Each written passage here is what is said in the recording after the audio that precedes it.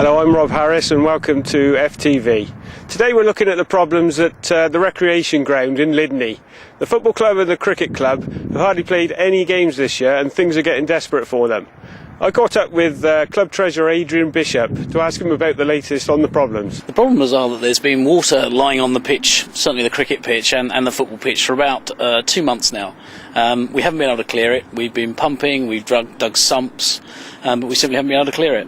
And last Saturday you had particular problems. You had the fire brigade in. We did. The water was right up to the railings here. It was about 2 feet deep in places. We've dug a sump behind the goalpost behind me, and they came in and they pumped for 2 hours at 300 gallons per minute, I'm told, which is about a third of a million gallons, and it made no difference whatsoever. The pitch actually at the moment is looking the best it's probably looked for about 2 months. But you've only played 3 games at home this season. That's correct. And the prospects aren't good for the rest of the season. At the moment, I don't think it's playable. You can see how wet it is now. We certainly couldn't play this weekend unless it drains and we have no rain. I can't see us playing before the end of January. At the moment, we're lucky we're able to rearrange our fixtures so that home fixtures we're playing away. But clearly, when it gets to the point we've played all the away fixtures, we have to play here.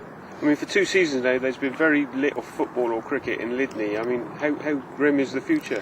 It's really tough. I mean, for us, obviously, our revenue comes through the bar, which comes through people coming here. They're simply not coming here. So, yeah, it's very, very tough. Talking to the chairman of the cricket club, he was of the view that if they can't play next year, it's possible they would fold completely. And I think that's true for the football club as well. You said that you might end up having to drop out the Hellenic League this season if things don't improve. Yeah, I think if we can't play, if we go back to the Hellenic this season and say, look, we just can't play any home games for the rest of the season. They've actually been very good so far, but I think they will say, no, that's it, you simply can't play. We'd have to drop out, maybe drop down. I don't know where we would go to be honest. Who would let us play, I don't know. What do you feel needs to be done? What is the problem? The drainage is basically collapsed here. We're not sure. We've had a local a consultant from Alvington actually, and he said that he has a system for checking the drains, for putting something down the drains to have a look at it, see what that problem is. But he quoted us about £10,000. In his view, it will cost about £10,000 to get this pitch playable by January. Yeah, I mean, you actually do a good job in upkeeping of these facilities, don't you? If you don't do it, then somebody else is going to have to do it. Yeah, I mean, if you can't play on it, what's it going to be? It's going to be a waste ground, to be frank, because nobody will want it, because you simply can't do anything with it.